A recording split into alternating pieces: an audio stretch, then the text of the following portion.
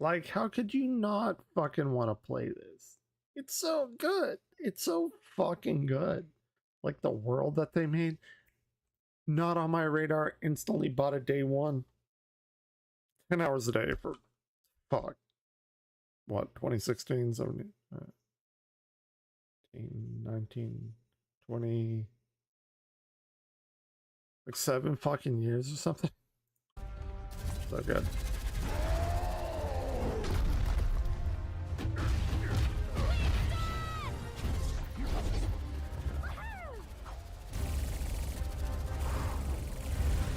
So good. Die. Yeah. Motherfucker playing Hearthstone. Yes.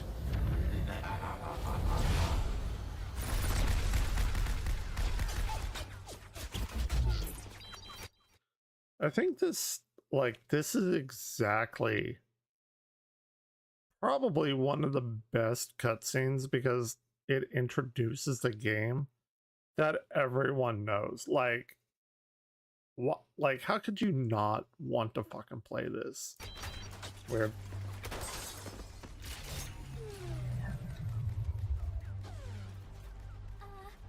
Don't worry, loves. Cavalry's here. She's she said the thing. Oh my god. Come on, big guy. Get up. They want Doomfist Gauntlet.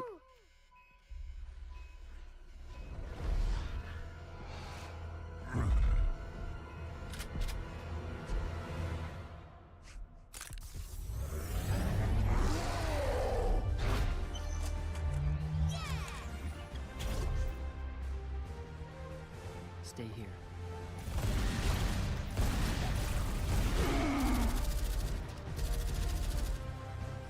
So good.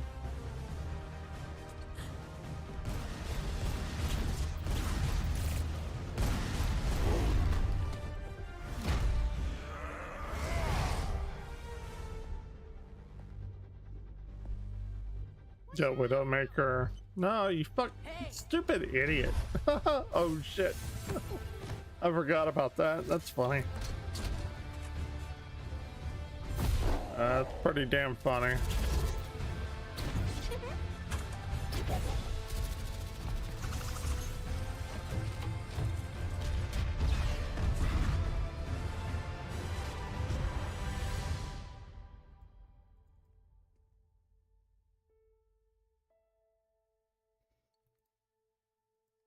Like, yeah, here you go. Tracer looks like kind of like off here. I don't know. Maybe she's like Uma Thurman eyes, which are very wide, and I'm not saying it's a good or bad thing. I'm just saying it's off from the Tracer that we know, but it is the very fucking first cinematic. So, you know, it's just interesting to look at like old shit and then how far we've come. You know, the world could always use more heroes.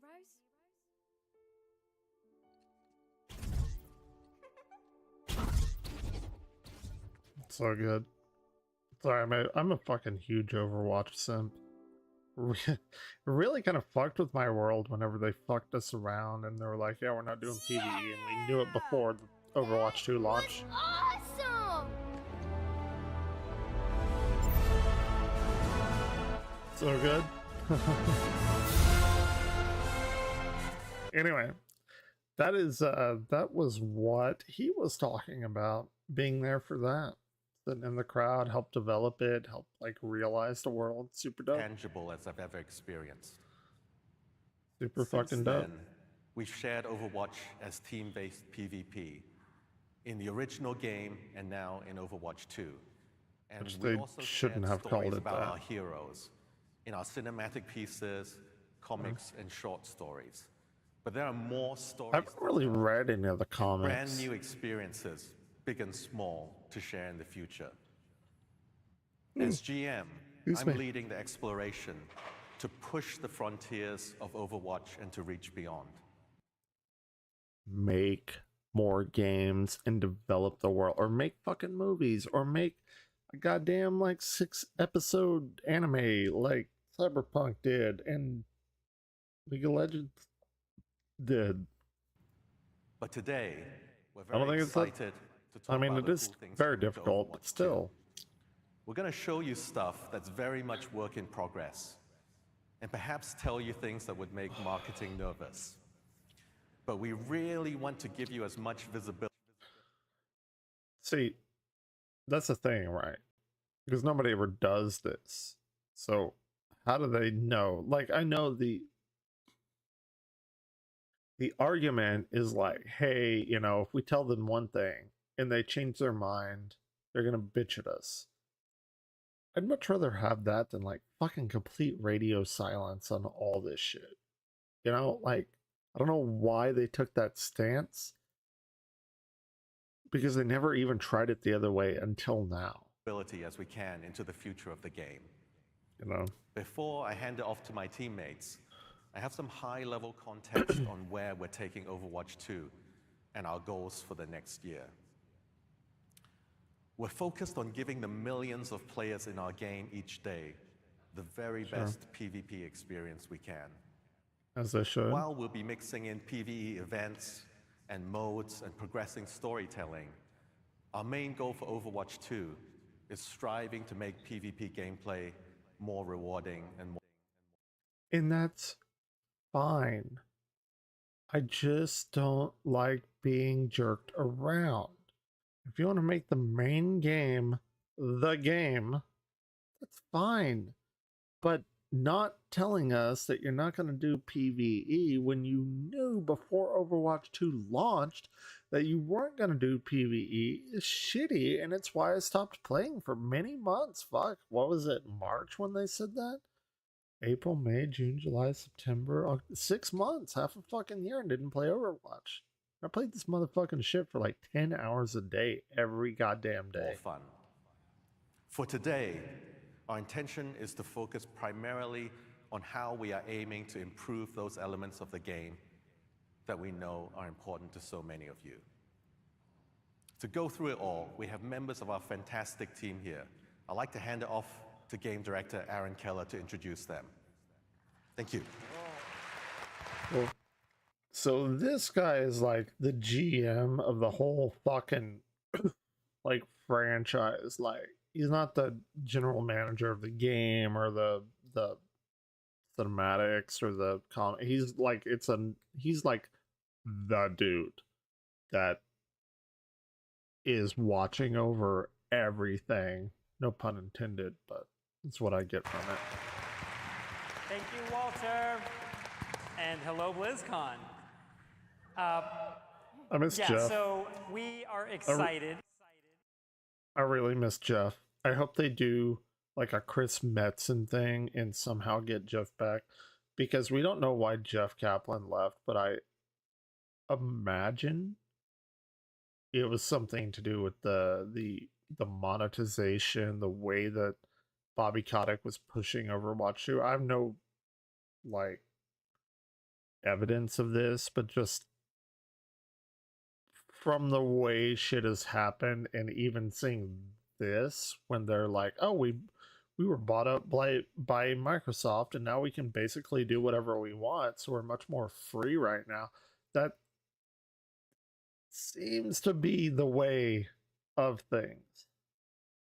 Could be wrong, could be, I don't know, maybe Jeff had a furry fantasy and he wanted to go live on some sort of furry owl and fuck other furries, which is fine. It's not a big deal, but I'm leaning towards this. My original to share is approach. Many of the exciting things that our team has been working on as we can. I'm Aaron, and I am joined by. And I like him. I like Aaron. I'm sure he's super dope. Yeah. Game producer Monica Lee. Yeah. Associate art director Peter Lee. Hello. And any relation? System designer Gavin Winter. Okay, so let's kick things off and get into it. Peter, can you talk to us about Clash? So this is absolutely 100%. Like, I haven't seen this shit. I saw, like, he did a few interviews with, like, IGN. I thought I saw everything from BlizzCon, but this I have absolutely 100% not seen All yet. right. Hello, BlizzCon. I wish, I wish I have a Chris Metzen voice. What up, BlizzCon? Yeah, exactly. I mean, to be fair, I will absolutely be playing WoW next year. Actually, before then, but he is a good presentation. Focus. All right. As you can see, I am super excited to be here and share some of the content that we prepared, especially for Clash Map. So before I jump in, let me share a cool video with you guys. Okay. So can we play I'm all the right. video? I'm all right with that. Sure. All right. So this Clash mode sounds like a glorified. Let's be completely real. It is a glorified push mode. That's all it is. It's like a MOBA thing, but it quite literally is push. But if it's bringing back the old maps, then Jesus Christ. I like 2CP. I didn't like it. I mean, I liked it, and I like it better than push. That I will say. But if they're redoing those for this Clash kind of thing, that's fine. I'm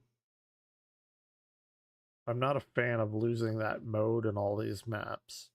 Even if people didn't like. I liked Anubis. I liked Hanamura. I liked Volskaya. I liked, what was the other one? There must have been a few more, right? Regardless, I liked them all. Paris, maybe not so much.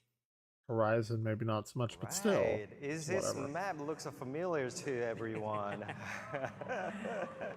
Well, Cool. Yeah, Hanamura the is old one guard. of my favorite map. We'll talk more about that. But before I jump in, everything we are going to see today Sure. is very work in progress. Fair And as a enough. matter of fact, we were making a lot of changes even this week also. So please, look at this, screenshots and videos and concepts, as that, inside of your mind. You know, that big building in the back looks pretty familiar, too. I really want to know what the fuck happened to Jeff Kaplan. There is a story there that needs to be told because something big happened. Jeff was like the face of Overwatch, and then he wasn't. I think that looks awesome, and we'll talk more about that. Yeah, so our original 2CP maps were absolutely gorgeous. However, due to challenges we had with the 2CP mode, we had to remove some of those iconic maps, from our rotation, including Hanamura. They didn't have to remove anything. They wanted to. They gave us less in return. It just is history. That's what happened. Like lots of beautiful maps in our game. Yet Hanamura in particular has a special place in our heart for Great many map. reasons. Let me share my story. Excuse me. When you are trying to create a world that no one has seen before, there's a little bit of uncertainty and a lot of question, as you can imagine. Like, am I doing it right? What is the world that we are trying to build, Aaron? And as what Chris Metzen mentioned yesterday, sometimes very epic thing can start with a small heartfelt moment. And this is the perfect example. I still remember the day that I created this concept. I was walking down the back alley of the Japan street with the Google map. Oh, I love Japan Street. Sorry. The shitty thing of me to say. Make fun of And it. I got It's a funny thing, obsessed though. about a small mom and pop store, and I loved it. And I was thinking, yes, let's expand this world with our lens. It was a magical moment that I cannot forget. Just like that, Hanamura was one of the first locations that really made the team feel this is it. Excuse me. This is Overwatch. That's We it, can man. build this world. Our vision of this universe instantly became clear. So after we retired some of those iconic maps, I got 45 minutes, by the way. Get a drink or whatever. Because Hanamura is So we're gonna be in and for all known of to it. our players and to our characters. Also, there were so many stories that we had developed around this city, right? So, now with this new Clash mode, it was our perfect opportunity to bring, our Hanamura back. However, the big question was, how can we do this without making it feel artificial? Considering we did not want to remove the original location from our game. Instead, we wanted to expand the world. It's like, why though? Because you didn't want to, like, I mean, 2CP isn't part of the original game now. That's a weird thing to do. No? Like, I get it. He doesn't want to take out the original map. The original map isn't really used. Okay, to be fair, it's used in arcade. But I don't know. So that's a weird thing to say. Because identity is so important in our game. Yeah, we whenever you take made out, a like, new section an entire of mode. Hanamura, a street right next to the original map, and we named our map Hanaoka, meaning Flower Hill. You can picture the image, right? I'm down. When you play this map, I'll play Flower Hill. You can even see some section of the original Hanamura, the map in the backdrop. As you can see in this screenshot, there is a famous Rikimaru ramen shop, and you can see the gate right behind it, right? We all know what that gate is. That's a famous choke point. Yeah. Do we all? Yeah. So in the backdrop, wait, hold on. the world, I don't know what the fuck that gate identity is. is so important in our game. Is it just? So we made a new section of Hanamura, a street right next to the original map, and we named our map Hanaoka, meaning Flower Hill. You can picture the image, right? When you play this map, you can even see some Sexy section face of there. the original Hanamura, the map in the backdrop. I see what he's saying. I see what he's saying. Screenshot, there is a famous. I see what he's saying. So, like, way back there, like, it's very, very difficult to tell, but that is, I think this is what he's talking about. This is like the big choke point, like if you played Overwatch, you know what he's talking about. But I guess it's just like a different part of the city. So Rikimaru ramen shop, something like that. And you can see the gate right behind it, right? Yeah. We all know what that gate is. Yeah, it's terrible. And you can get through it with Tracer, Sombra, Genji Hanzo, Hamtaro. It's not that big of a deal if you know what to do. That's a famous choke point. Yeah. Just saying. Yeah. So, when you play this game, you should be able to tell where you are roughly. During this process, we also made a few new assets that can hint at the stories of Shimada clan and Hashimoto clan, also Kiriko's yokai group, and the lore y'all fucked up. So as an Good job. example, what you're seeing on the screen, The tiger represents Hashimoto clan, and the dragon represents the Shimada clan in our story. So we created this a new wall painting, so subtly melting the story into our.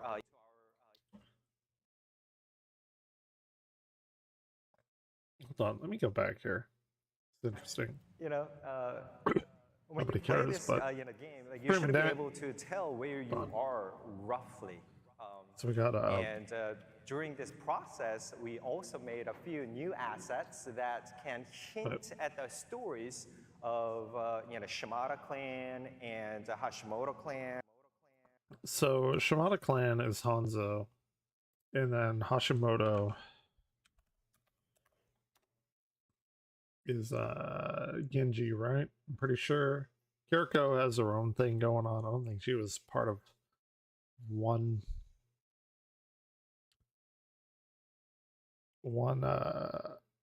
clan or the other. No, Kiriko.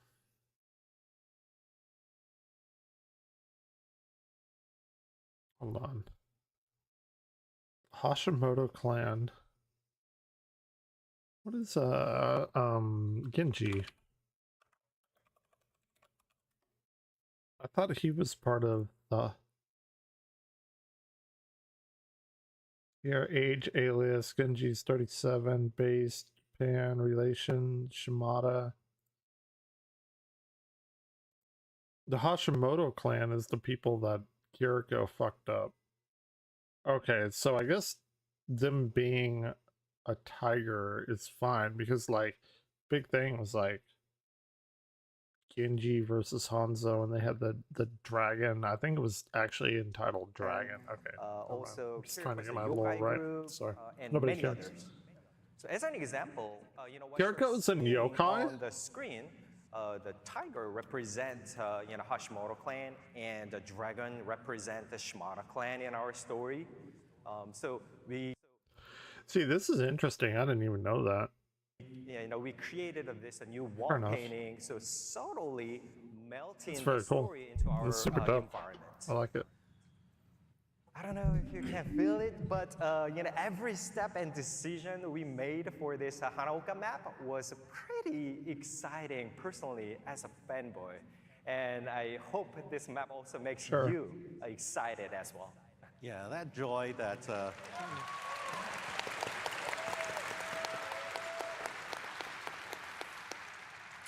that joy that Peter and his team have put into the Hanaoka map really is infectious. And we're When very will we excited be for able to players play that it? loved Hanamura to re-experience I want it. that. And for players I don't give a that fuck about all really this. When feel can we that play it? wonder for the first time. All of our maps are these beautiful works, and Hanaoka That's pushes true. that even Agreed. further. Thanks, Peter. 100%. I agree with that. Look at him. He's proud of his work, and he should be. Super Yeah, dope. so Clash. a good map. It's the third new game mode that we've made for Overwatch 2. The third new game mode we've made for all of Overwatch after Push and Flashpoint. I think it's probably important to. I've never played Flashpoint. I just started playing 2 days ago. Haven't played a single fucking Flashpoint game. Don't know what it is. Have no fucking Go clue. into a bit of why we even make new game modes for Overwatch. We think it's really important to always be please do. developing new maps. do tell.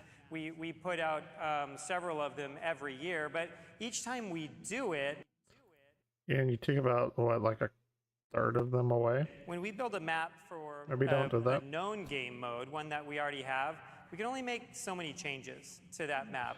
Like an escort map, it's always going to have 3 sections, and Why cannot they make an escort map like reversed, where you escort to a particular point and then you storm something? Like, for instance,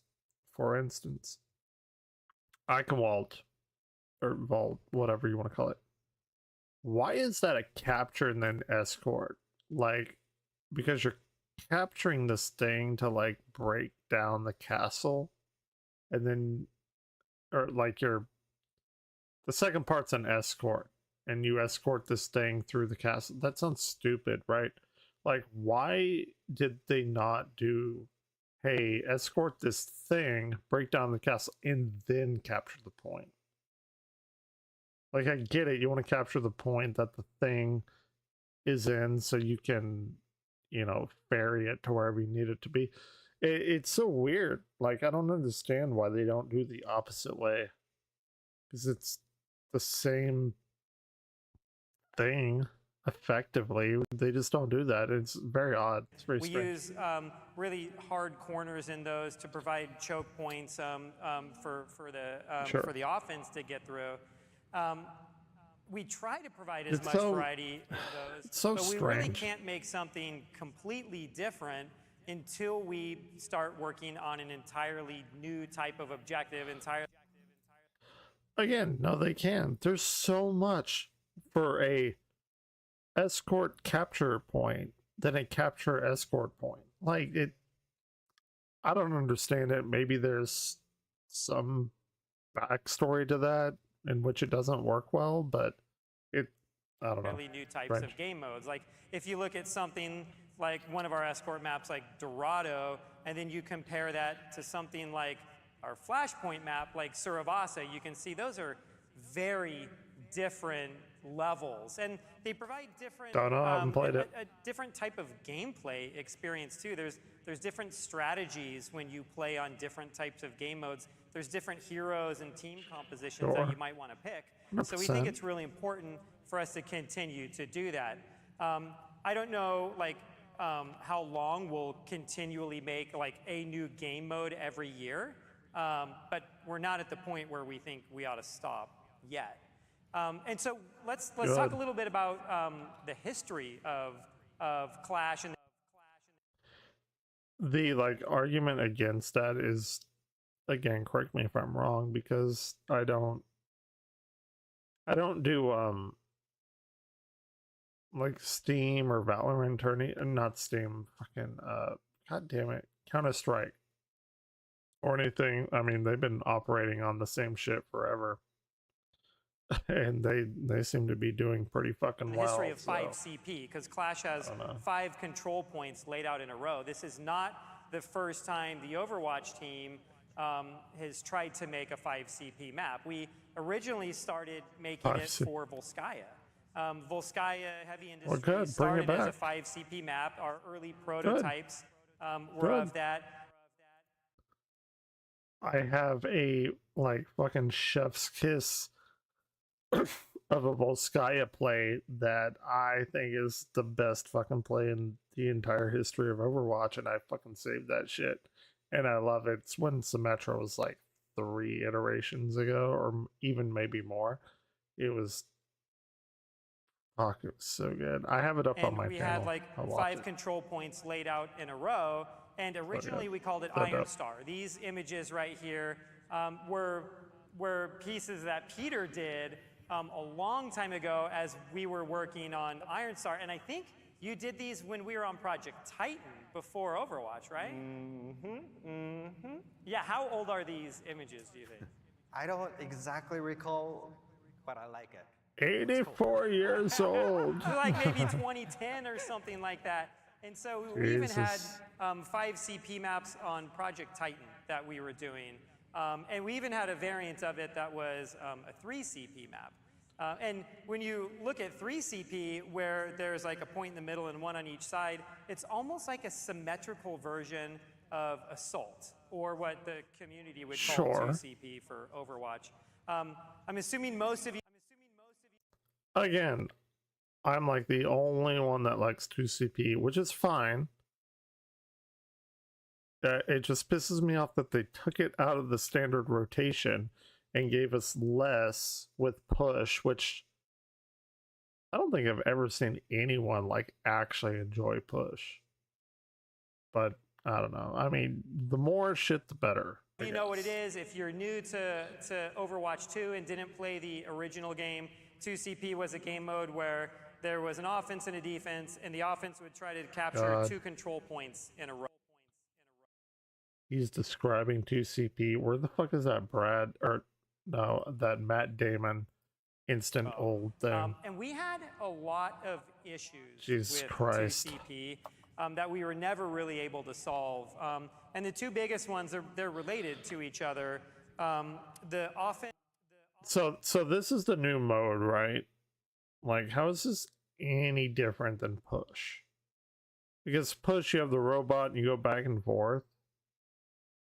Like, okay, well, I mean, this is like clearly a MOBA thing, right? Like, I know there's not like minions or whatever, but still. Interesting. Sorry, interesting. Sometimes we just get stalled out at the first choke point in an assault map. And the way those maps were designed, because there's only two objectives, we really favored the defense from a level design point of view. But sometimes the offense would make no progress in the map. Oh, okay. So he's gonna make me show my fucking like amazing play, which I'm so proud of, which is probably not even anything. I uploaded this motherfucker onto my channel. I was going through my old clips. Let me put on some background music. It's my stream. I can do whatever the fuck I want. Nobody's watching anyway. I have a pretty good. I think this was in 2017 and must have been, right? Please subscribe to my channel or don't. I don't know. Dislike all my videos. I don't really care. It'll make me go up in the YouTube algorithm. Oh, look at that. 124 likes, 3,270 views. That's a lot. Most of my shit gets about 20 views. Man, somebody fucking hated my Baldur's Gate 3 playthrough. I thought it was funny. I was gonna kill every ladder in Baldur's Gate.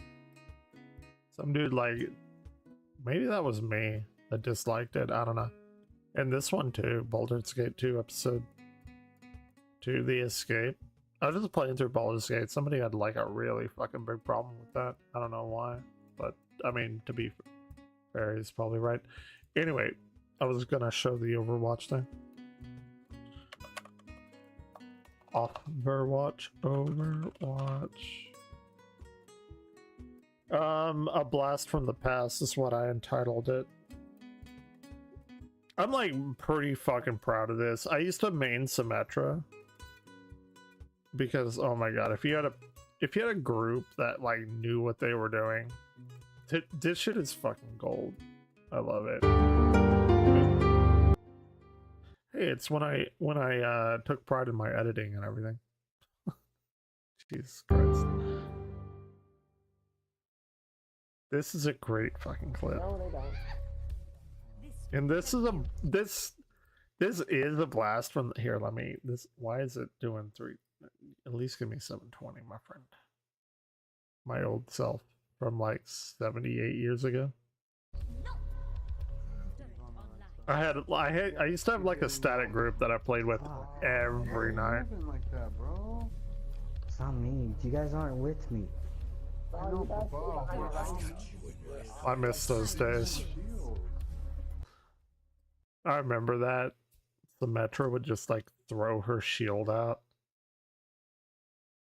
This is where, man, Symmetra, the reworks that we've gotten for Symmetra makes her like 3 or 4 like completely fucking different characters. Let's just go in here and guy, get them wild. to use ults, then just do the teleporter thing.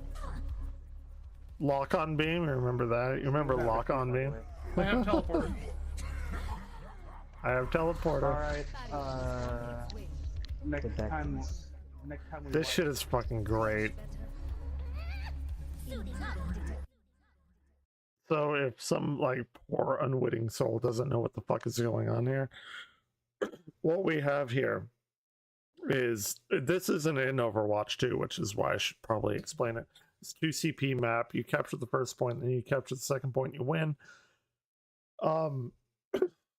At this point, Symmetra had a teleporter where if you throw it down, it was her ultimate. Look, Symmetra had 2 fucking ultimates. I don't think any other character has ever had that. Regardless, she could do I believe it was a barrier and a teleporter. You throw the teleporter down, little thing would spawn in the spawn room, and then people could come in and like get into the fight fast, right? Like that's the whole point. So we need to capture this map or this little point, but this point right here is right outside the defender's spawn room, which is what Aaron was talking about whenever it favored the defenders. But watch this shit. It's so fucking good. It's so fucking good. You know, and Symmetra's like a no-skill player. Sorry. Damn it. It's so I good. was gonna Yeah, put it in that little room, but how do I have anyone watching me? I would fucking punch myself in the face if I, like, heard myself speak. No, I hate my voice. I'm sorry. It's good, though. It's good, though. Oh, okay. I promise. It's worth it. It's chef's kiss. y'all can fake it. You guys don't have it. You guys don't have help. God. This is like a different lifetime ago. Wait in the spawn room. Andrew's going. Who's Andrew? That name is stupid and I hate it. I don't know who that is.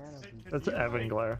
Can one of y'all like sacrifice yourself and like My let me? sentry was destroyed. Okay, yeah, I'll do that. I'll do that. So the guy that's talking now is also named Andrew. At one point, he was my brother-in-law. Anyway, I was like, "Hey, you go in there, make everyone like go and focus on you, so I can go behind." Like it's doing some kind of like espionage shit. I don't want him to see me. It's so good. It's so fucking good, man. You're good. Nobody sees you. Nobody sees Yeah, everyone else is dead, and they're just waiting. They're waiting for me to plop down my teleporter. And look, that was so good, right? Where Like, are you? watch. I'm here. Look. So again at the point, my brother-in-law was like going in there. None of them recognized me at all. I'm like going way behind enemy lines here. They didn't see you. Oh my god. Alright, guys. This is so good. Teleporter Yeah, online. you're ready. Go. It's so fucking good. Look. Okay. So again, I put down my teleporter. It creates a little teleporter in the spawn room, and everyone can come in. We come in behind lines. We effectively did like a Trojan horse kind of thing. Fences in place. That place is gonna get wrecked. They weren't expecting it. They are not expecting it. Teleporter is under attack. Let you Give lie. a fuck that my teleport is under attack. Yeah, somebody went back there and did it. Shit. Yeah. Oh shit. It's so good. It's so fucking good. Dude. Sentry deployed. I love it. I love it so much. Nice teleporter. Oh my god. That's our One. fucking plan. Oh. I've never seen a better play than that in my life. Play the game. That should. That should have been play of the game. We're about to get reported. Oh my gosh. He's like, we're about to get reported because we didn't hack or anything. But yeah, I'm like super proud of that.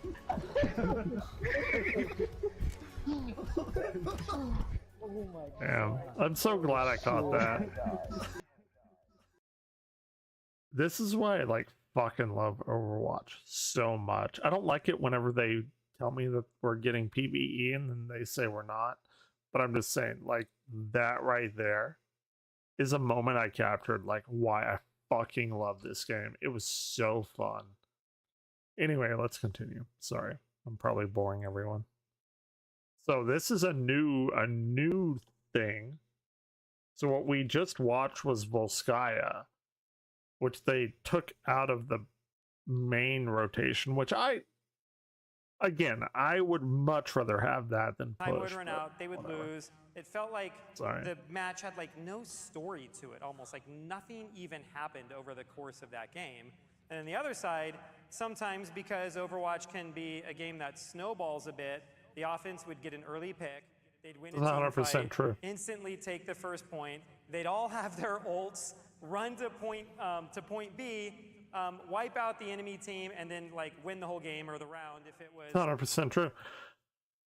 So you know how they could fix that? Nobody would like it, but it would fix it, I believe. Like, okay, if you so the whole thing was like, okay, with 2CP, you capture the point one, and to do that, you probably die a lot. You do your thing, maybe kill a few, but whatever. But like in that back and forth push, um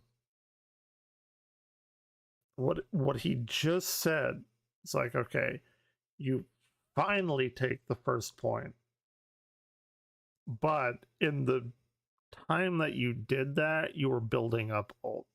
So it's a back and forth for first point. You take first point, but that back and forth means that you built up ult. So what happens is you go to the second point, everyone fucking blows their load and puts all their ults out. So you take the second point like fairly easy. Didn't always work like that, but it worked like that in a majority of the relative majority of the cases. So the way to fix that would, I know it's not gonna be like super popular, but like maybe reset everyone's ult whenever they took the first point. I mean, is that not the way to like balance that? I think it would be. And I know it would feel shitty, like, oh, I got my ult, blah blah blah, but it's like, hey, okay, you took the first point, let's hard reset and then let's take the next point. I think that would be a great way of doing it. Did I just solve 2CP? I don't know. Competitive, and they could do all of this in under a minute. 30 seconds sometimes. And yeah, Sure. in 30 seconds in like the most extreme examples. And it just felt like on the defense, Sure. you had like no opportunity to respond to that. Like the answer was like, you shouldn't have one person die very early in the match, And it's like, it didn't work. So we spent months and months trying to fix it. And we never were I literally just fixed it for them. But really able what to the come fuck up do I with know? something that worked that didn't require us to completely rebuild some of those maps. One of the things we Already did try that was for we you. like greatly expanded Hire the me. cap time for those control points. It's like over a minute to take them some of the time. There was some promise there. It was a lot of fun. But the way those maps are built, defending a point from the defense never really worked. The map geometry, Make the spawn location slightly farther away. That would have worked. Sorry, I'm just... Why am I not building maps for them? didn't really like let that happen in like a fluid way. But I get it. I understand what they're saying, but like they add new maps. They've changed old maps. Why can't you just change 2CP to have like a slightly longer away spawn from the second point for the defenders? Like that doesn't... kind of always kept that in the back of our mind. So when we started to develop Clash, we thought of some of those experiments because we knew the community had a love for Assault, a love for 2CP. No shit, yeah. Right, it was pretty amazing. Like I really Fuck yeah, it was. That's why I'm saying I loved it. I just showed you one of my most like fond memories of Overwatch was in a 2CP. I fucking love that shit. This shit was so fun to play. We started thinking of a version of it, maybe it's not a successor, but at least some of the mechanics were inspired by 2CP, and so we started working on Clash. And so I can get into a bit of the rules and the way Clash works. I guess is the preamble for the way. Because to me, Clash, okay, you have 5 points. You take 1 point, and then one. I don't know how the scoring works or whatever, because again, this is the first time I've ever seen this, but it looks like effectively push, right? So push is you have a robot in the middle, and then like you're around the robot, and he like goes either towards the base 1 and or base 2 if they get it, whatever. But like you're taking over area, and like whenever you get to their base 1 you win, or when you get to their base 2 you win, and it's like a back and forth. Like I don't understand how this is any different than that, other than you're capturing points instead of moving a robot. But I guess we'll see, right? I was a history major. I always like go in. Jesus Christ. You know what? when I was in college, they offered a like history of science, but nobody took it, and it made me really sad. Sorry, that's a completely irrelevant information that nobody cares about, but I do. I was actually looking forward to that. No, I lied. It was philosophy of science. Very interesting. To It the did not past make the before I get to sad the times. future. Sorry. So yeah, so there are 5 control points, and at the start of the game, This is each team owns the 2 control points that are closest to their side of the map, and the middle it's a point is the MOBA neutral control thing, point. That's right? the one that both teams are going to fight over. For all the people Sure. here at BlizzCon, you can think of it as BlizzCon. Point C is the Overwatch World Cup. The arena over here is point A, and the Warcraft section is point E, all the way down. By the way, Warcraft, fucking brilliant, brilliant. I haven't been excited for Warcraft since Battle for Azeroth, which came out in let me not get my shit mixed up.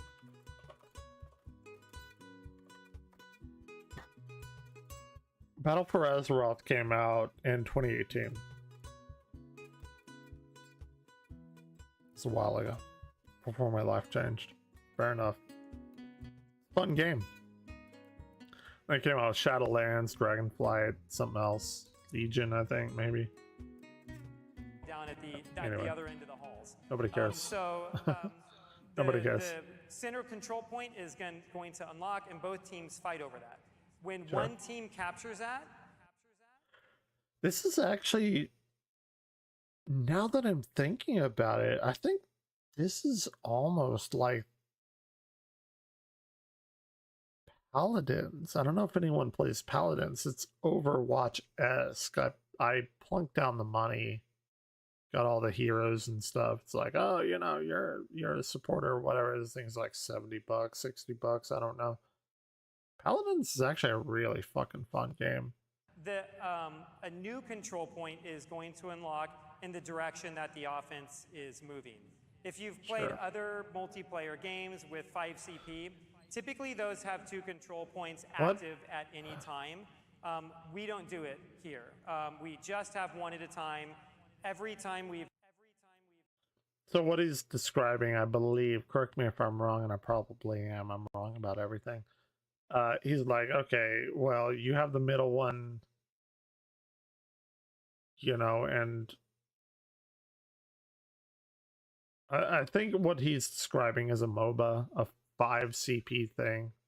I don't play a lot of MOBAs. I wish I did. I think I would really like them if I understood them and wasn't a complete failure to my team. But that's why I don't play Battle Royales or MOBAs. I'd love to play it. I fucking love that kind of game, but I'm too bad at tried to games. make more than one objective active for whatever. Overwatch, the game just doesn't work the same as it does. Like, some of the magic is gone. So what he's saying is like, okay, so whatever, you take over the middle, it lets you go to the other opponent's side, but it's like, okay, well, all right, somebody takes over the middle and it goes this way, and then everyone on like team A is gonna go over and like try and fight their way towards the base. But then like team B is like, well, fuck that, we can do it better. So they're like ignoring the other team that's like going to their base, and they're trying to get to the other base. So that's what I believe what he's talking about. The magic is lost. It's not even it's not a great thing. So I get that. I get that. The I magic guess. of Overwatch is 2 teams working together. I for a understand common that, for objective, sure. And the heroes For sort sure. of like relying on each other to do that. So in this example, Right. point D would unlock. You would. If team I think you would have to have like a bigger mode, maybe like an 8v8 type of situation where you would have like 4 defenders and maybe 4 like attackers. That'd be interesting. I mean, but well, it's like, it's not that they couldn't do that. They made it 5v5s. But anyway, fuck it, whatever. Team 1 were to take point D. Let's go. I appreciate the like, by the way, then whoever point liked D would it. unlock.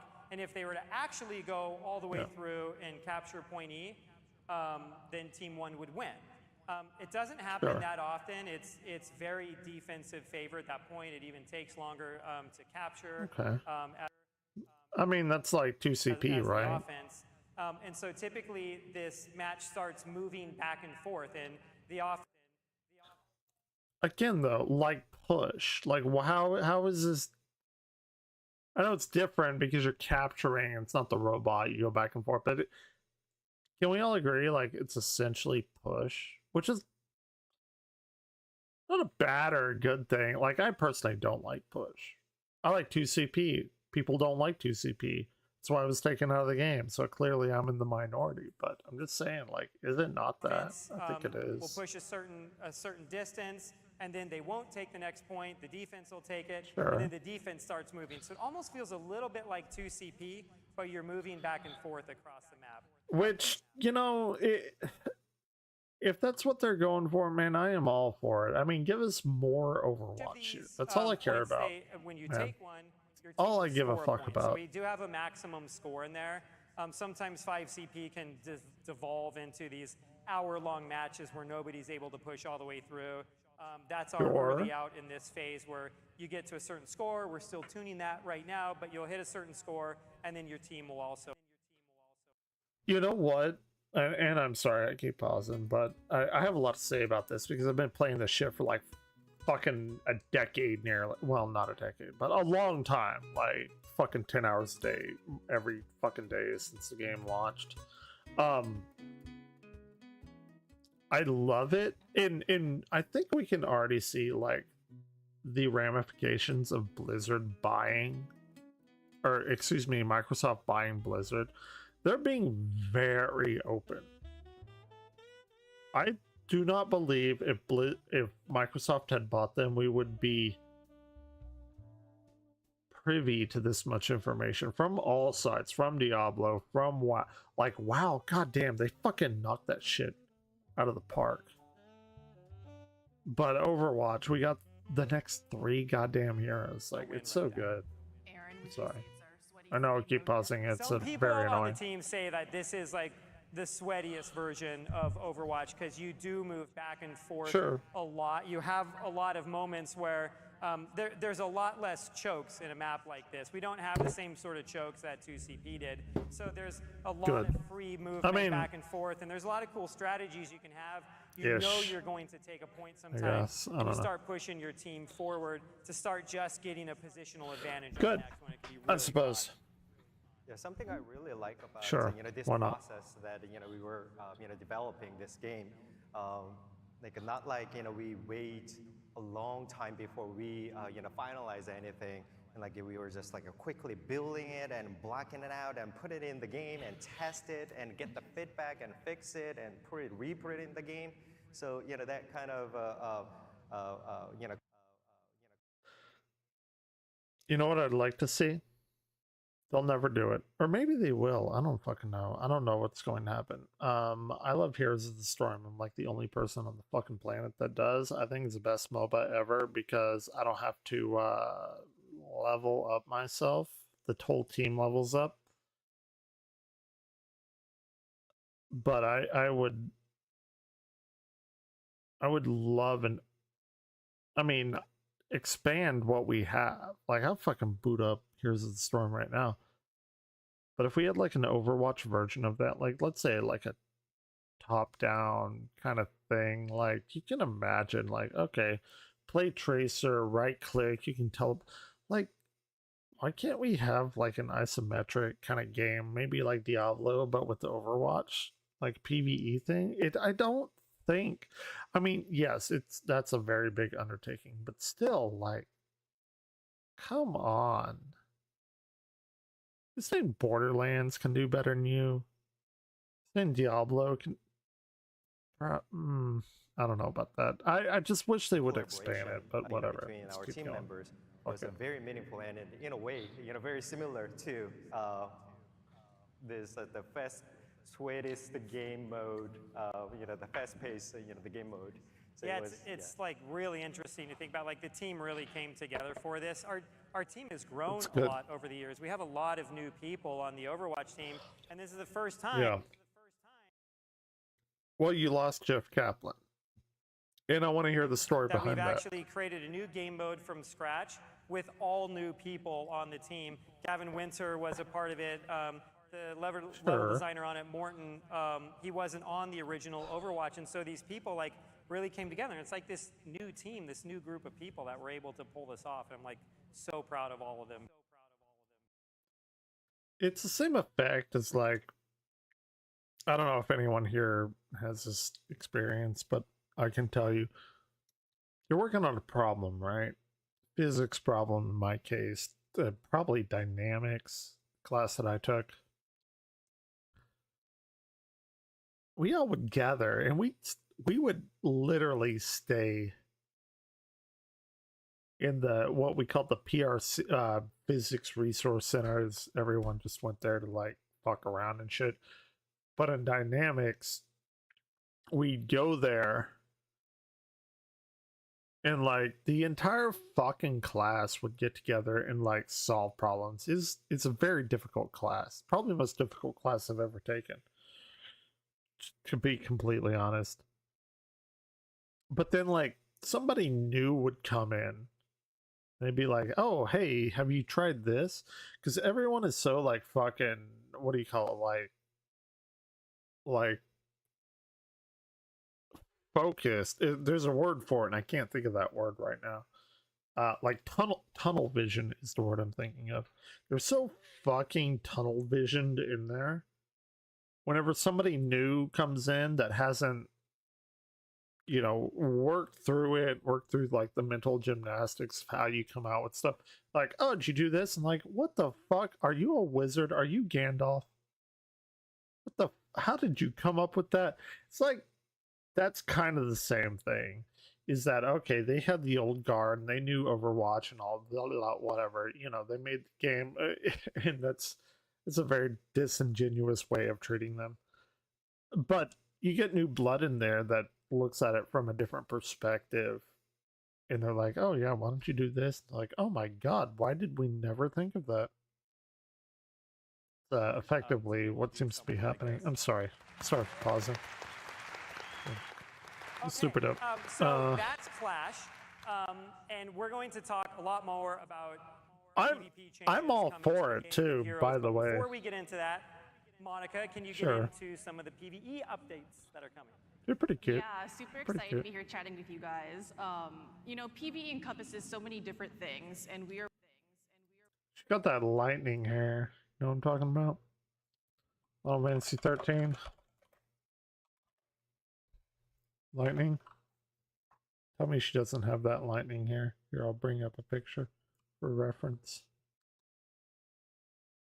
Nobody's even watching my shit, so it doesn't matter, but I have to click like 5 times.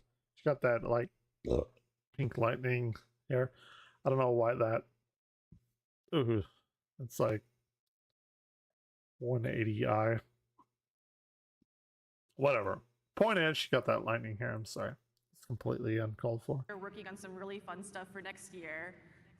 For most of it, we don't have any specifics that we can share just yet. I know I'm a monster, I'm sorry. But it's really awesome to see how invested people are and what's going to happen with the Overwatch story, both canon and non-canon, with the heroes in the universe. Make a different game. Please, for the fucking love of God, take Riot's approach. I don't play League. I've watched Arcane, and I've played all of their other single-player games. Riot is going to fucking dominate Blizzard if they don't take a different, like, stance on this. I don't know anything about League, but I watched Arcane. It was fucking amazing. I played all of, like, they have 2 or 3 like single player RPG action-esque games, and I played that and they're all very good. Not the best games ever, but fuck, they're very good.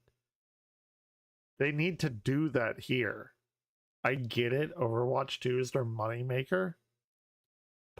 God damn, they really need to take a page out of Riot's book, and I never thought I'd say The team that. has They received some do. really great feedback from players that we're going through, and we're using all of that to inform how we develop all of the cool stuff coming next. Just saying. But for right now, I'm really excited to share some major updates coming in Season 8 for Hero Mastery. Let's go. Let's go. I've not played a single Hero Mastery thing. The thing that I really love about Overwatch is that it isn't just one thing, there's something for everyone. Well, there's something for people that enjoy PvP and then that want to like jerk off around the corner and do something else. And I'm sorry, that's me hitting on them. But I'm not going to forget that. I'm not going to forget that. I understand where she's coming from. These people don't go into work like, as some people would maybe have you think. These people don't go into work being like, oh yeah, I'm gonna make the shittiest fucking decision so it'll piss off everyone, right? Like, it's not that. But what they did provide us is super scummy. For folks that wanted a solo challenge and leaderboard experience, we introduced Hero Mastery this past September. Sure. It's been so much fun for us to see players in the courses trying to top their previous scores and get better, so we're really excited to I haven't done any of it. Right, they have like 5 heroes. I haven't done it. Fuck, I'll boot up this shit like later and play it. It may be fun. I don't know. It may be my favorite part of the game.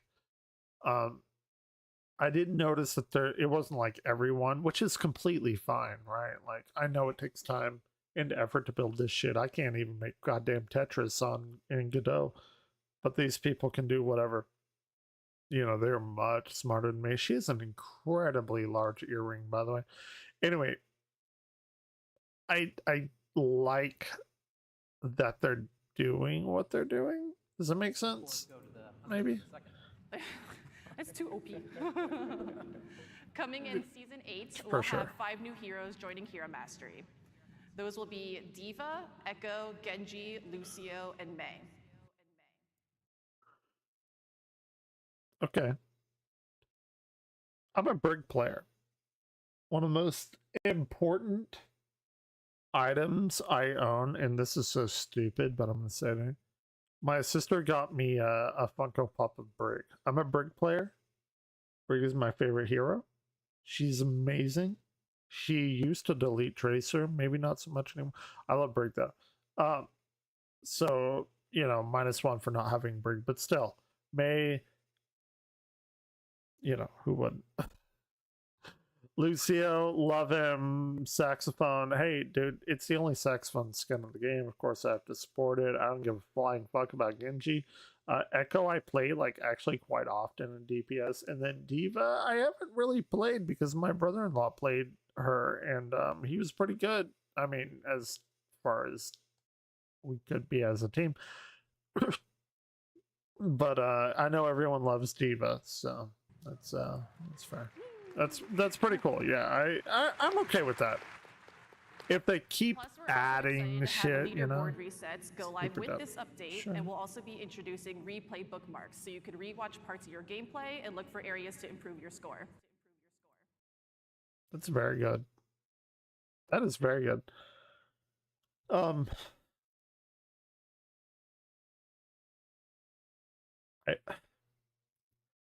don't like. Sorry, let me put on the music or whatever. I do not like what they did to us whenever they launched the game. And they knew that PvE was up. But what they are giving us, and I 100% blame Bobby Kotick and the executives to make the money. And I know Jeff Kaplan left, who announced this. I'm quite sure Jeff Kaplan was the one that was like, hey, let's take Overwatch in this way. Let's build out the world. You know, and then he like noped out, and that's probably one of the saddest times in gaming for me. Is like, Iwata dying, and then Jeff Kaplan noping out. Isn't great. Anyway, what they're doing now, what they're sharing with us, they are winning me back, and I'm glad that they are. And I'm 100% like completely aware of it. And that I posted on Twitter, I was like, Microsoft buying Blizzard's probably one of the best things that ever happened to gaming. I mean, at least to Activision Blizzard. Because Microsoft is a multi-trillion-dollar company. I did not know this. That's like a big thing. Y'all understand like how big a fucking trillion is? I don't think anyone really does. I've dealt with trillions of numbers, but realistically, I don't think anyone does. Oh shit, YouTube isn't gonna like me for that. Let's play Eternity. Anyway, the point is, I'm like, I don't think Bobby Kotick played a single fucking game in his life. I think Phil Spencer has. And whenever he went into Blizzard and was like, hey, because, and I talked about this earlier, I know, but you know, people come in and out. Actually, nobody comes in, nobody gives a flying fuck about it, so I mean, it's whatever. I'll talk about what I want. The point is, though, they were like scrambling. Oh yeah, here's our earnings, here's our profits, here's our like projections on the metric of like where we are. And Phil Spencer was like, run your company and make good games. I was like, oh shit. I don't know if he means it. It is Microsoft. I hope he does. It's very, very encouraging to hear. And maybe it's propaganda. It very well could be. I'll take this propaganda over Bobby Kotick any fucking day of the week. Right? Like, who wouldn't? Who wouldn't? I Right. really enjoyed Hero Mastery. Personally, as a being a support main, I don't support mains. I am a support main. Brig, Zenyatta, Mercy. Would love to get better with Anna. Don't play Baptiste at all. Well, not very much anyway. Maybe like I can probably count the times I've played Baptiste on my hand. Yeah, I'm a support main. Moira is my go-to. Moira's my girl. As a being a support main, I don't get to play the tank too much. Like I wanted to, expand my hero roster. I play tank a little bit more than maybe DPS. I didn't have a proper introduction to that role, so Hero Mastery was I like Ramatra for me to jump in. Matcha and Sigma. My skill, and especially when I was doing that with Reinhardt, like it was such a great moment for for me to learn the a control of charge, when to charge, how to stop, how early should I. So I played a match the other day, and there was a Reinhardt, a very good Reinhardt. Good for him, like very good dude. And I was playing, I believe, Ramatra, right? Like as I said, I like Ramatra. I like what he's got. I like his little rock candy thing, whatever. But then Reinhardt was annihilating me, and fair enough. I mean, as he does. I'm not a very good game. 360 followers. Oh my gosh, who even followed me? I guess. Did I know I had 360? I don't know if I did. Anyway, point is, I played Orisa. I love Orisa. I love Centaur characters. Very cool. And Ryan charges, but Orisa has her I don't even know what the fuck it's called, reinforce or whatever. She can't be dealt crowd control effects. For instance, Reinhardt cannot pin her, which is what Reinhardt was doing to me. We fucking annihilated him. He refused to change off of Reinhardt. Pretty funny. Nobody gives a fuck. It was one game, and It's my I stream, stopped. so So that was just you know, the very fun moment it up. you know, that I had with Hero Mastery. Are you a top 500 Reinhardt now? Getting close. I am not. Soon. Yeah, I'm sure. Yeah, I'm sure Keeping he with the is. philosophy of 100%. having something for everyone, we don't want to limit the Hero Master experience for folks who want to play with their friends or maybe meet new ones in game. For me, Overwatch has been a They need to. You know what they need to do? They need to add pre and post game lobby chat.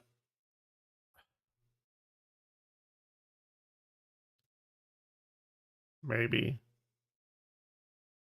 Sorry, I'm having flashbacks of Call of Duty. I like meeting people in Overwatch. I like actually do. Most people are the most toxic fucking people ever, and to like, I'm not gonna lie, I am pretty toxic in Overwatch whenever I lose. But whenever you do click, whenever you have that guy on the voice and you're on voice and y'all are like talking, it's very rare. God damn, I can probably count the times on my hand since I started playing. But like, hey bro, like I'm awful, but you know, we won that game. You want to play again? You know, I've had those times here and there, and they are very cool. Nobody really has that anymore. social game, but and we're really looking forward to bringing sure. that into Hero Mastery next year with Hero Mastery Gauntlet. Okay. This new What is three-player Gauntlet? co-op mode features the Hero Mastery Art Kit, bots, and all new gameplay that is focused on enemy waves and tower defense. I think after this I'll boot up Overwatch We and have try some this work in Hero progress Mastery footage up here, where nonsense. you could see the 3 Gauntlet Okay. towers, which are our objective points. The goal for the team is to defend the towers from attacking bots. There'll be exploding bots, flying bots, all sort of varieties there. And it's really Sure. fun to challenge juggling the defense of 3 towers, the different kinds of bots, and different ways to power up. And so as a result, you want to make sure that you are defending really well in your towers, getting power-ups on all of them. There's airstrikes that you could call in if you're being swarmed by bots, or you can generate healing for the entire team. This is awesome. As I just shared, like I had a lot of fun with the Hero Mastery, right? But like now you can play Hero Mastery plus I'm a big fan of like a tower defense mode, and like you can do that with your friends. There's a tower defense mode in Hero Master. I fucking love tower defense shit. That's interesting. Yeah, we'll boot it up. It was 8 o'clock in the morning. We'll boot it up and we'll see like what happened. It is like so fucking cloudy and rainy. Like I'm here basically all day until I fucking pass out. Yeah, I there's am gonna enjoy leaderboards it. for this too, so like there's going to be like a crazy race when this one comes out. It's really hard too. It's a great game. Yeah, I played it recently, and my 2 of my towers just went down immediately. Gotta practice some more. I had a really funny moment on Monday. We were doing a stream on J3's stream, and someone in the chat asked, would we ever do a tower defense mode? And I said, that is very interesting. Interesting you ask. I think that would be amazing if they like actually committed resources to like a MOBA mode. Yeah, tower defense, let's be real, is just like a precursor to a MOBA mode. What if they like spawned like generic infantry? That would be so fucking fun. I don't think they'll ever do that. Maybe somebody in, what is it called? It's not called the Forge. It's something similar to the Forge in Overwatch. I can't think of the name right now. That'd be so fun. I think it might be beneficial to boot up Overwatch after this. And I know I've made this 45-minute video into like a 3 fucking hour long video, but you know, fuck it. It's my shit. We're gonna have heroes rotate Whatever. seasonally, and we're also going to have new custom rewards from challenges. We really want each game to feel highly replayable and really unique, so we're really excited for you all to jump into Gauntlet with your friends next year.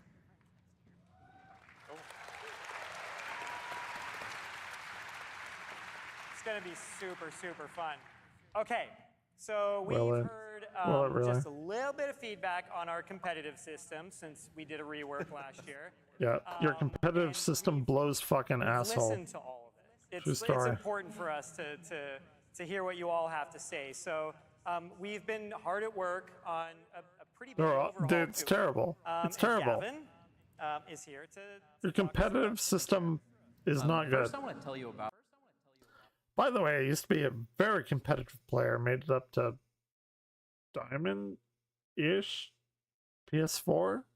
I switched to PC and then I got down to Bronze because I'm garbage. But god damn it, I held that Diamond rank for a little while. And I've been playing this game for how many years and I've not gotten better. It's almost like Chris Chan like drawing his comics. How can you draw a comic for 25 years and not get better? Anyway. About our approach to improving competitive play. Yeah. So, as most of you know, we have some big problems to solve. We're not Yes. Stop fucking up your shit. transparent about how we construct our matches, how your rank is determined, or how our rewards function. Most of you have all That's the gold correct. weapons you'd ever 100%. want, so giving you competitive points doesn't feel great. I know what's going to happen because of what Stylo said. See, like I know a little bit about this, not a lot. I haven't watched it myself. This is the first time we're watching it. We're getting emerald weapons, which is something like I believe I probably said on the stream like 7 years ago, which is actually kind of very sad because I've been doing this for about 10 years and nobody's here. I guess I'm not just like marketable, which is completely fair.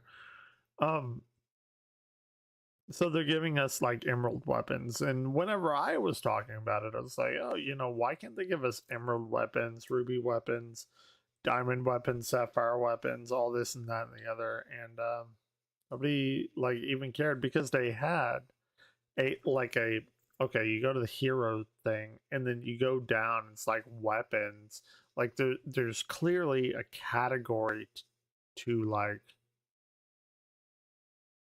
augment the weapons, but the only thing they ever had for like what Overwatch came out in 2016,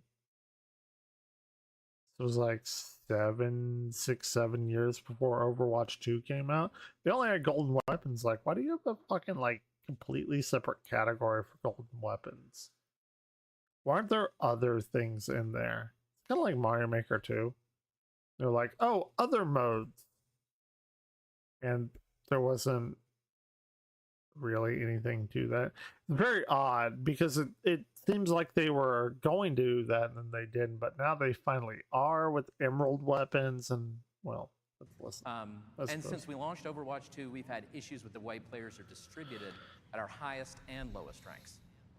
But thankfully, though, these problems make our goals pretty straightforward. We need to put more feedback in the game about every aspect of competitive that we can. We need new rewards and improved clarity around how to get them. And we need to address the pain points. Sure. Things like how bad it feels to be on a loss streak. Yeah, So, yeah. It's Yeah. I agree. Yeah, so what they had, like, I don't even know what they were talking about in here. What they were like, oh yeah, you win 5 games, lose 15 games, your rank will go up or down. Nobody knows. It's like, okay. In the old game, you won a game, your rank went up. You lost a game, your rank went down. They kind of like hand waved all this shit and like averaged it in some weird way. Nobody cared for that. Nobody liked that. I won 4 games and lost 1 and my rank went down. That's some fucking bullshit. Like, that's actually what had happened. We've heard that a lot. We've definitely heard that a lot. Yeah. It doesn't feel good to have 14 losses. No. So in Season 9, we're introducing a variety of changes to competitive play. First, we're removing the requirement to get 5 wins or 15 losses to get a competitive update. Jesus Christ, thank God. Yeah. Gonna be great. So, you know, loss streaks would guarantee that you were going to rank down, so what's the incentive to keep playing if you're on one? He's 150% correct on that one. We're adding a new page that makes your rank more transparent than ever. Let's go. But like, that's great. That's super great. Why did they add what we have now in the first place? Like, what was the, to me, the like outcome is not as important as like the reason why they did it. Does that make sense?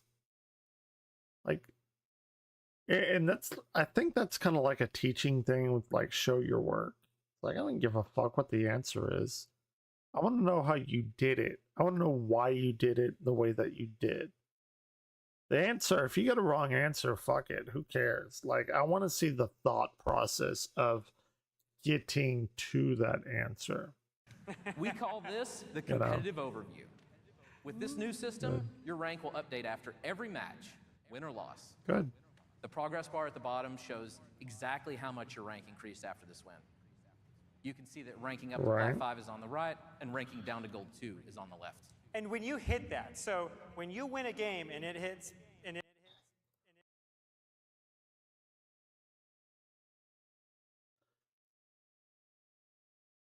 Okay. I'm sorry, I just brain fart. So we're at Gold 1. So the next rank up is Plat 5 because it's the lowest platinum. But if you rank down, it's okay. I was like, what the fuck? It hits Plat 5. Okay, you fair. immediately rank up to Plat 5. You're not 100%. waiting extra games to do something like that. It just happens. Yeah. Sure. Why didn't they have that before? Like, I don't understand why they didn't have that before. We call but, those you know, green arrows I'm not below complaining. that progress bar rank modifiers. Sure. They show why your rank changed the way it did. So, since we want to be as precise as possible. That's very so these good. are explained in detail by the information button on this page. But an example here is streak. Very. Oh my god. This one means you ranked up even more because you're on a win streak. Comment on bullshit nobody cares about. We'll talk about that smaller progress bar in the top right in a moment. But as you can see at the bottom, we've also added a link that takes you straight to the final scoreboard. Yeah, and there's You're also a listening rank to shit. progress. Jesus. It might be hard to read. It's a little bit small on the screen, but it's right above that bar right there. And right now it says your rank progress is 85%. So you can see you're exactly 85% of the way to the next rank. We're good. There's a lot of people, when we get feedback, a lot of people were asking us to bring SR back. It was the system that we had on Overwatch 1. SR, system, I believe it's called system ranking. You win a game, you gain it. It's like, oh, I'm 1200 SR. You lose a game, you lose it. It's very, like, pretty fucking straightforward. And we did have a few issues with SR, and maybe like two of the biggest ones. But like, one, why? It was a very arbitrary number to just say you were 2374. Arbitrary. 2374. Everybody knows Right. what a 2374 is. And it does, like, we recognize it does take on meaning after a while for people that are playing with it. What we're hoping here is that you're Gold 1 and you're 85. You're 85% of the way through Gold 1, and that actually has more meaning for the vast majority of players. And also at the same. Is that true? I don't know. I'm a very analytical kind of person.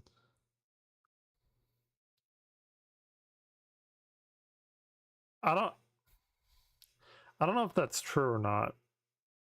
I mean, it's fundamentally, I guess, the same thing. Very interesting. The difference anyway. between a Gold 3 and a Gold 4 sometimes is just, it's like less than 4 wins away from each other. And so that wasn't necessarily conveyed very well through the SR system. We really like having these divisions in there, and we really want people to know precisely where they are in that division. And so that's the reason we went this way.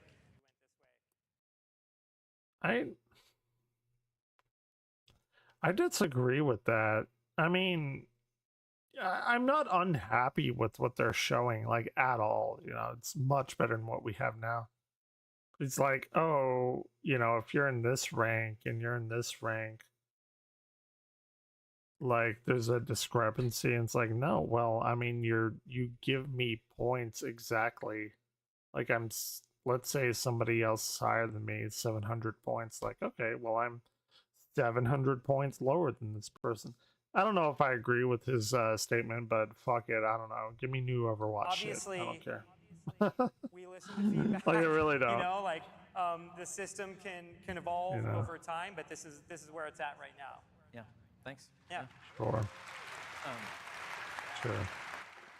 You know, I'm not complaining about any of this shit. Just tell we'll us also be shit. resetting ranks and bringing placements back to Overwatch 2. So this isn't a full MMR reset, but it will give you a chance to make a big change to your rank because your placements games will count for a lot more. We want to do that every year, along with some big changes. So they're doing soft resets every year. What does that look like? Changes to our systems Interesting. and hero balance. Okay. I'm fine with like the placement ratings and all that. I don't really give a fuck. Players at all ranks. Those of you in Bronze 5, Silver 5, and Silver 4 know how hard it can be to rank up in our current system, and we can no fucking shit. I was in Diamond, switched over to computer, Silver, ranked down to Bronze. It's like, oh, I'm a terrible person. I mean, I know I'm a terrible person, but like, god damn, I thought it was a little bit better. That with the redistribution. Good. I'm like Those totally happy with all of this. Also know that we have more Grandmasters than we ever did in Overwatch 1. So, as part of this redistribution, we're also adding a new rank above Grandmaster called Ultimate. Ooh. I did hear about this Ultimate nonsense. We want to update our competitive rewards every year too. So in Season 9, we'll be... There's a lot of flack about this, and personally, hot take, I don't think it's that bad. I've been pushing for this since literally like 2016. I already went to the spiel. They already have like a weapon modifier thing. You could only buy gold weapons. It was 3,000 competitive points, you know, if you did that, whatever. And I was like, why don't they add sapphire weapons? Why don't they add emerald weapons? Why don't they add silver weapons, titanium weapons, diamond weapons, whatever the fuck weapons? They're finally doing it after like fucking 8 years or something. Adding emerald weapons. Good for them. Now this art's not final, but hopefully it gives you an idea of the types. So I said the art is not final. A lot of people have had issues with the art. Stylosa, who's like my main Overwatch like intake YouTuber, he hated it. Honestly, to me, I don't. I think it's fine. Don't really give a fuck. But we want to add each new year. I need those emerald Zenyatta balls. They look so cool. Me too. Oh my God. So when we I love Zenyatta. We'll convert all of our current competitive points into a legacy currency that you can still spend on golden weapons if you want. But to show these off, you'll need to earn competitive points in the new season. Yeah, and I think what's like really exciting about this, I love the new redesign, but there is this annual cadence that we are trying to bring into the competitive side in Overwatch. And I know when we first launched Overwatch 2, the seasonal reset in placement was very controversial. But this is going along with a whole set of additional rewards. Should they do a seasonal reset? Well, they're doing a soft reset, and I don't really know what that contains. I'm sure it's a lot of very intricate code, which I'd love to see, by the way. But I'm for it. I don't think like where you ended up last season should dictate where you end up in the new season. Especially if they're doing new maps, new heroes, like alternating every season. I don't think that's well, whatever.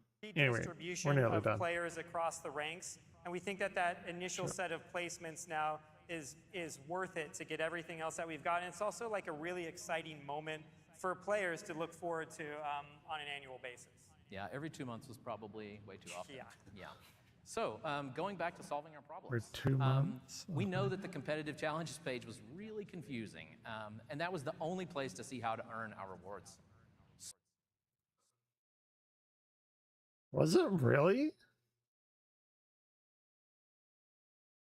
Okay, this is completely new information to me. I didn't think it was that So we're removing Oh, competitive okay. challenges and Whatever. building a new page to show progress towards seasonal rewards.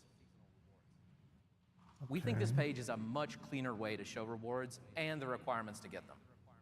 You may have also noticed that smaller progress bar in the top right again. Instead of our old end-of-season challenges that rewarded competitive points based on your final rank, wins and losses both progress you toward big payouts of competitive points. But just like our current weekly challenges, wins grant a lot of bonus progress.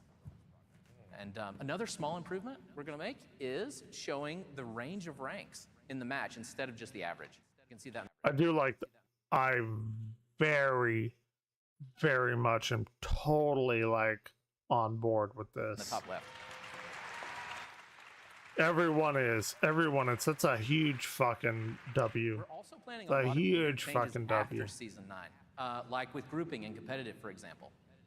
We want players to be able to play with their friends, so we'll be removing most of our current grouping restrictions. To do that, though, we have to I don't know about that. I actually don't know about that. Yeah. competitive matches. Sorry. So if you're a diamond player and you want to group with your bronze friend, we'll allow that. But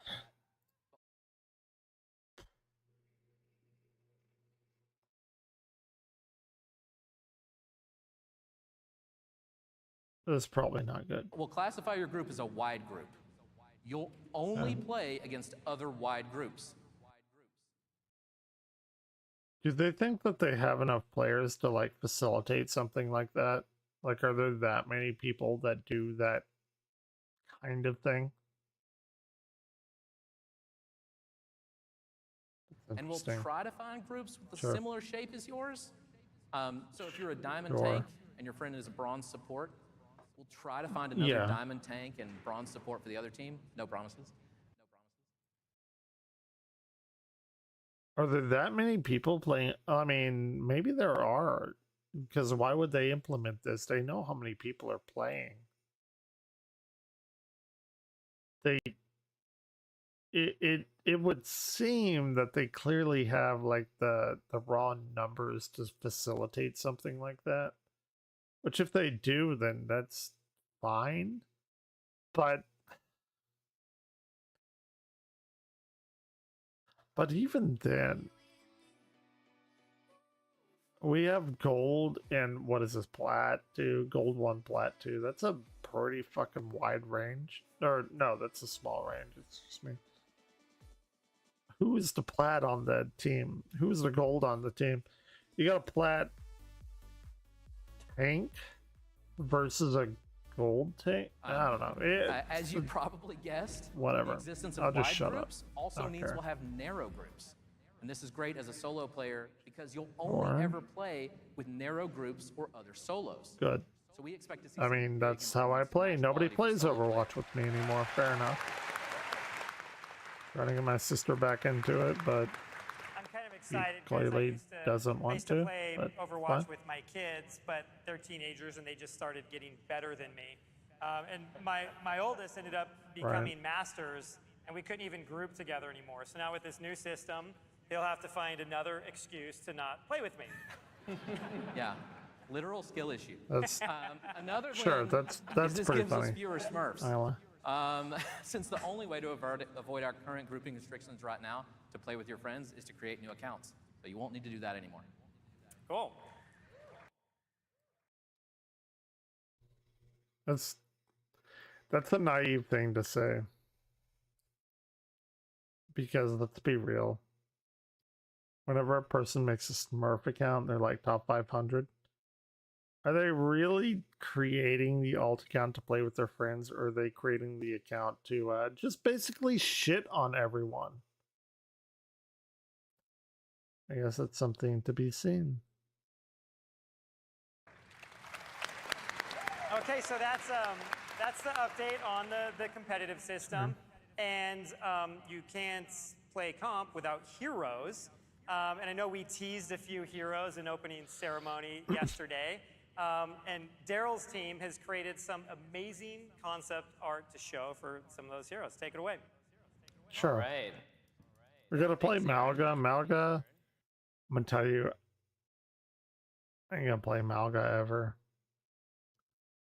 If I'm a tank, I'm gonna play Ramatra. I'm gonna play Orisa. I'm gonna play Reinhardt.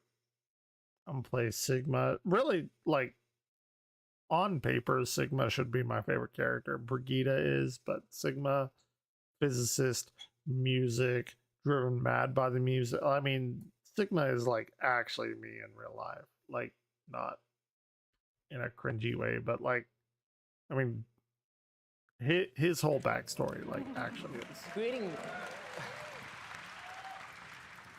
Creating such a visually unique and beautiful game like Overwatch 2 takes a lot of time and iteration. In Amalga Deep Dive panel yesterday, the team went through some of these processes, from coming up with a hero idea, to drawing the concept art, to the modeling. I'm not saying Malga is bad at all. He's gonna have some shit tweaked with him because a lot of people are saying he's like countered by everyone. I don't know. I like actually don't know, but I had fun playing him. Maybe he can be countered. They'll fix it. We can have updates and balance and whatever. I like the concept though. I will literally never play him. I mean, in the way that I like that he's added to the universe and added to the game, but I have no interest in him at all. Then building their abilities and actually putting it all into the game. We have a bunch of hero ideas and concepts always brewing. And during the opening ceremony, Aaron teased 2 of these heroes, so let's get into them. Next year, we'll be releasing 3 new heroes. A tank, Venture, a and a damage hero. Good. I believe that they should do tank, support, damage hero. Maybe like flip them around, but like give us one of each year. That's a very good cadence. Yeah. I mean, Malga has like 2 hearts or something. I don't know. It's weird. Anyway, let's listen to it. We are already testing all 3 of these heroes in their various states. And more. We're testing Good for more them. heroes. And more. And more. Always more. Even though they're already undergoing testing, we aren't ready to show all 3 of them just yet. The hero coming in season 14 is... By the way, we don't... I like completely wholeheartedly think that we would never have gotten any of this if Microsoft, like, if that deal fell through and we were still like Activision, Blizzard, whatever, King. We would have never gotten 3 heroes. We'd have never gotten like the what is it, the World Soul Saga from WoW, which like really fucking pumped me up for WoW. I genuinely think Blizzard is going in a very good direction. Far enough that we're going to keep that work to ourselves for now. I have to stress that a lot can still change this far out, including abilities and even their in-game models. But here is what we can show you. In Season 12, the next support hero will be released. Currently known at the development team by the codename Space Ranger. I'm a support main. This is probably going to be my main character. Brigida, she better bring it. She better bring it. She probably won't, but she better. Space, science, physics. Our first hero in the Mars colony. She's so cute. I love her so much. Thanks, Monica.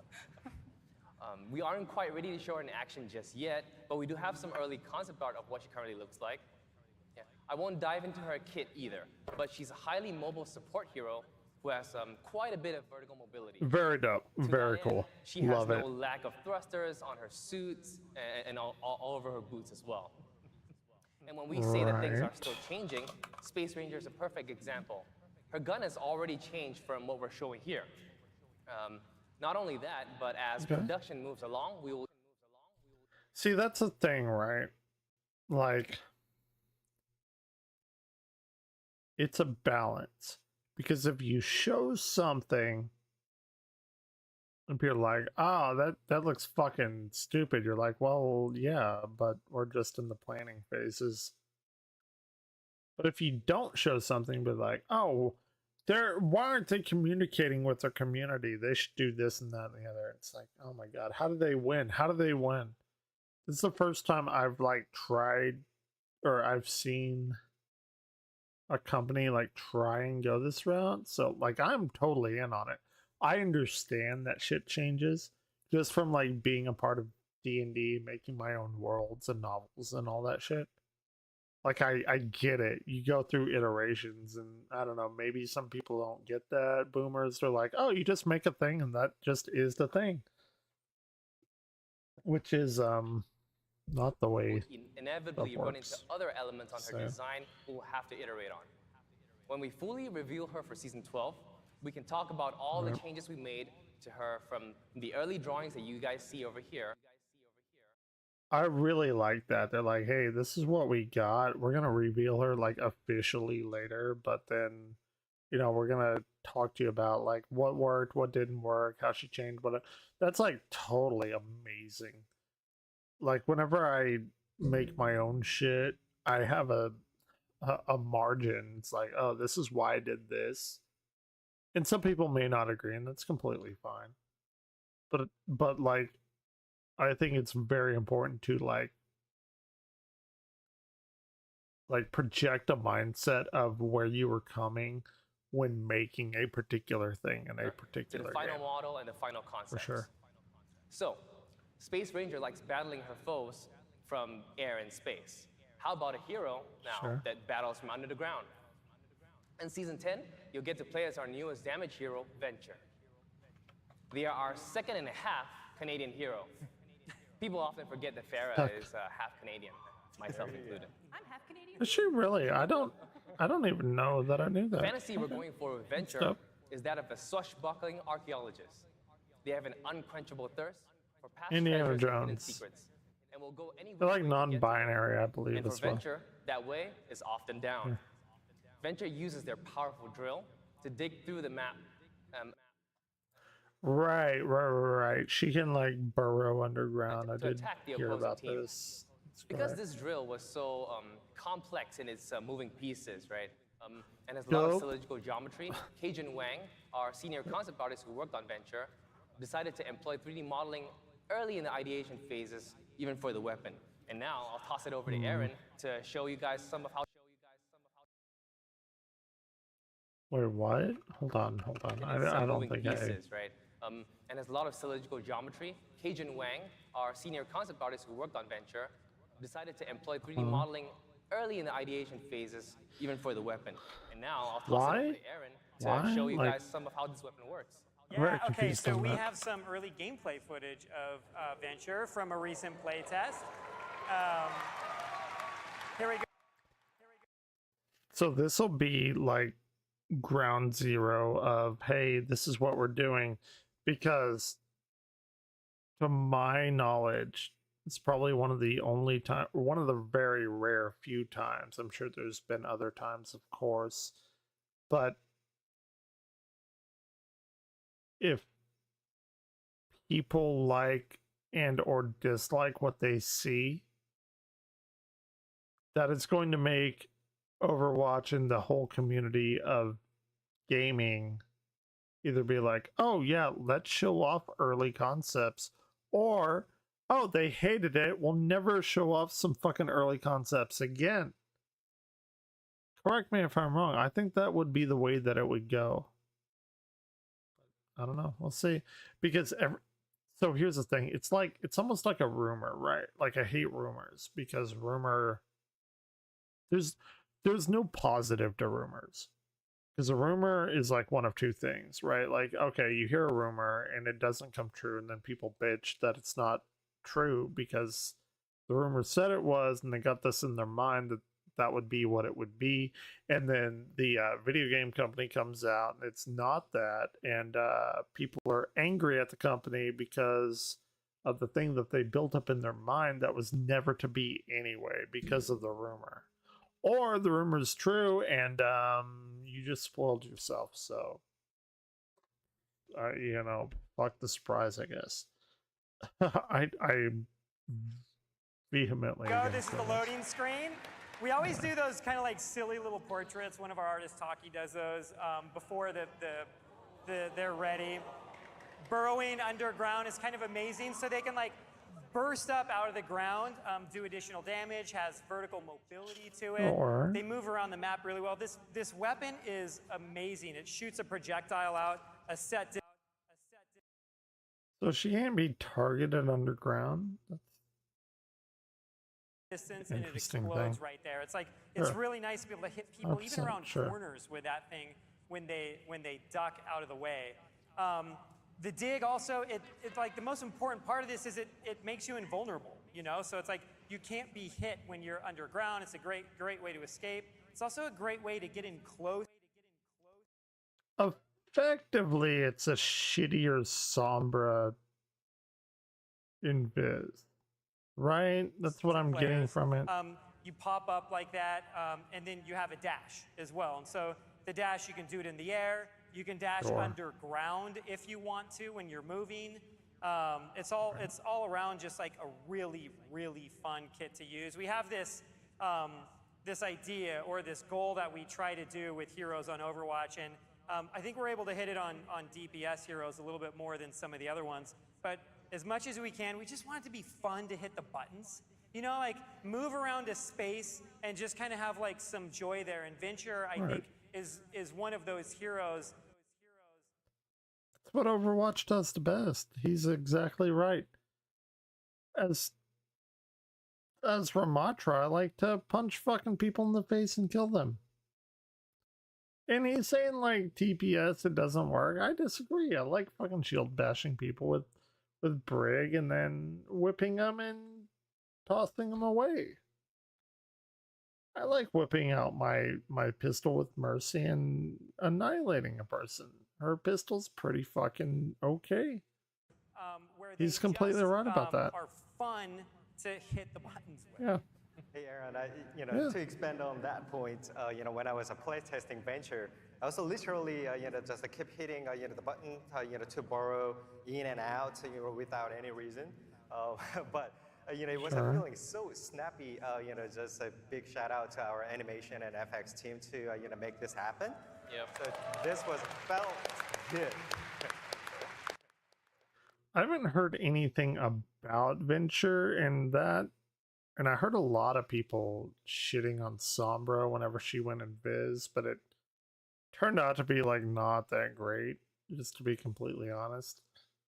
So I don't know like what the community is feeling about this. I think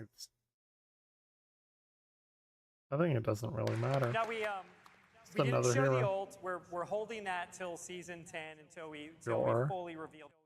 What do you think the ult is? Like some sort of massive earthquake, maybe some sort of like volcanic risers come out of the ground and spew lava everywhere. I don't know. That'd be a little bit like Torbs. So maybe like she causes an earthquake and like everyone gets stunned or something. I don't know. So interesting though. These are just one way or the other. some of the things that the team is working on. There's so much more. Next year, we'll like have a lot more things to talk to you about, a lot more things to reveal than we could have just fit here within 45 minutes. I want to say that improving the overall play experience is really important to us. And this goes beyond just game modes and new heroes, but also how everyone engages with the game's meta systems. So one last thing I want to mention that I know people are really interested in is a set of changes and updates to the Battle Pass. An initiative we're working on for next year is a redesign of the Battle Pass. The redesign needs to be that we should be able to play any previous Battle Pass and get any of the shit that we missed, like Halo Infinite. Which, after this, I'm going to cut the stream, I'm going to go make some food, I'm going to get some food, and then we're going to come back and restream. Not restream, like, stream old shit, but I'm going to come back on the stream and play something. Probably Halo Infinite, I don't know. Maybe City Skylines, but they need to take Halo Infinite's battle. But I know everyone hates Halo, and Halo's doing much better now, but if you're having these battle passes, there's no reason to lock people behind. Well, the only reason that they don't let people do other battle passes is FOMO, right? Fear of missing out. They want the money. They're not under Bobby Kotick anymore, and the point is that Microsoft is like what, $2-3 trillion company right now. It's a lot of money. The Blizzard acquisition is basically a drop in the bucket, so they were like, hey, you know, make the fucking games that you want to make. Like, it's not a monetary thing here, which I really enjoy. And we're deep in the process of working through this, which means we aren't ready yet to go through the details, but I want to give you a small glimpse of what we're thinking. Okay. One goal Let's hear it. Let's is see to it. offer players more agency when it comes to the Mythic Skin reward. Let me talk through a couple of specific cases. Players progressing through the Premium Battle Pass today are able to unlock the latest Mythic Skin each season. But what if you don't play the hero with that Mythic Skin? It's going to make the Battle Pass a little less exciting to you. That is completely true. You miss the chance to get Cyber Demon. I think I know what he's about to say, and that would be me with Kiriko. I play a lot of Kiriko. I very much enjoy Kiriko. Because you weren't around to play that first season. What we want to do is to address both of these scenarios by giving you the option to earn any single Mythic Skin we've ever. See, I think that's bad. They should just be able to complete any particular battle pass like you can do on Halo Infinite. I don't know why they don't do that.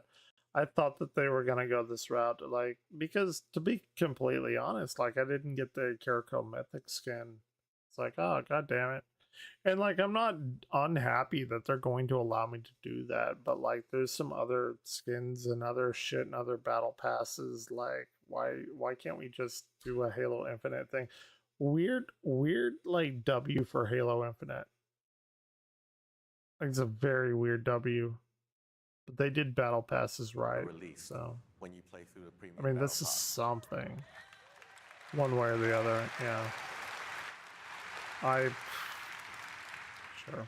But I can't shit on it, but I'm like, why don't you just do it the Halo Infinite way? We're aiming to make play in Overwatch 2 more rewarding with a total set of changes to the Battle Pass. We'll have more to share on that next year. Good. Some of what we presented may change between now and release, but we wanted to be as open as possible on what we're developing, planning, or even thinking about. And this doesn't even touch on the longer-term franchise plan. But that's really a discussion for another day. Finally, I want to say that everyone here represents hundreds of employees on our team who care so much about this game and this work. Sure.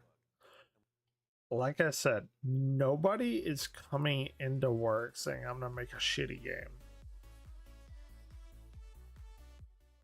I would imagine that they are forced to, in one way or the other, to make money. And Bobby Kotick is gone. Phil Spencer plays games. Bobby Kotick, I'd bet my life that he's never played a single game from Activision and or Blizzard. Maybe Candy Crush, maybe. But it feels weird to like throw my sport behind a $1 trillion company. But maybe they got that much money because they knew what the fuck they were doing. Can't wait to release it all. Thank you, BlizzCon. Right. 100%. I'll add on to that really quick. This team is made of like so many talented, amazing people. And this is just I want to know what happened to Jeff, though. Everything that we're working completely. On. And even like, I want to know what happened. Things that we didn't talk about today, like an image of a Peru map that's coming in the future that we also started this presentation off with. And there was, I'm sure people will talk about it online in the next few days, some other Easter eggs in this presentation that kind of give hints at some of the things that are coming next year as well. So thank you everyone so much, and we'll see. All right, so they're done. All right, I'm gonna like nope out of here. I'm gonna go get some food. Probably be back in maybe 30 minutes, 15 minutes. Which nobody's watching right now, so it doesn't really get like it doesn't really fucking matter. But we'll